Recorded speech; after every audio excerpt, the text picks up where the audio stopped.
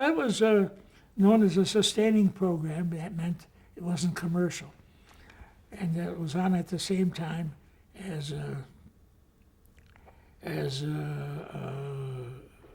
Charlie McCarthy, chasing Sanborn Hour. And so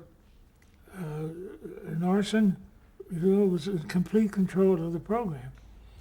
And so and we had a wonderful time. And when you look at the people that he took when he went to Hollywood, he took his whole company with him. Every one of them became stars in Hollywood. And Orson would order dinner. We rehearsed till the last minute. Helen Hayes would be there. Orson Welles would do adaptations of whatever they did, I was on. And Benny Herman was the music director. Was there a specific... Bernard Herrmann, the famous Bernard Herrmann. Was there a specific musical style to what you were to play for that? No, that was Benny. See, Benny was not, quote, a great composer, but he was the best film composer ever, I would say. And I knew from doing so many shows with him, I knew his library as well as he did. And I'll never forget, Orson Welles was looking for a special music cue and he says, Benny, this isn't right. So I said, Benny, try this cue from so-and-so. I remember. And he go, ah, and he pulled it out. And Orson said, that's it. I knew his library as well as he did. Was Orson Welles very involved in the musical aspects of it? Orson was involved with everything. And he knew what he was doing. There's no person in our business who knew.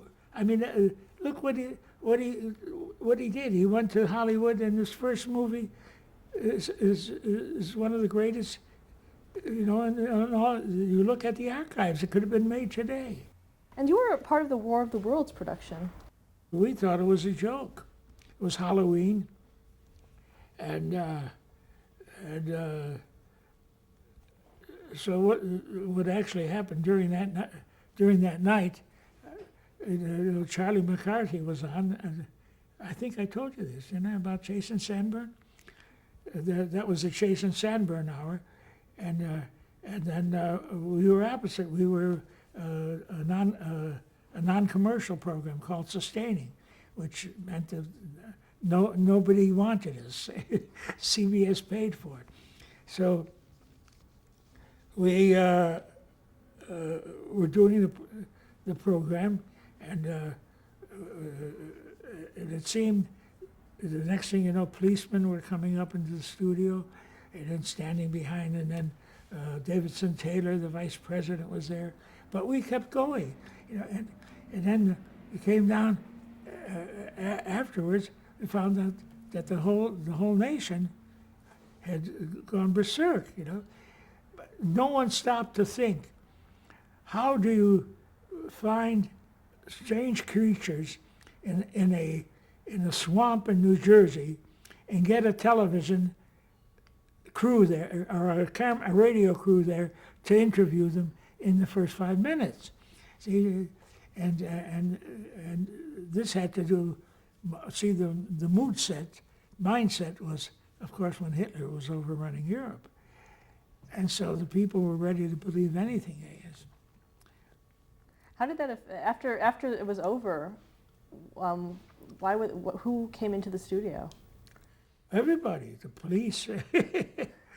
But there was look. We didn't do anything. We did a simple Halloween story.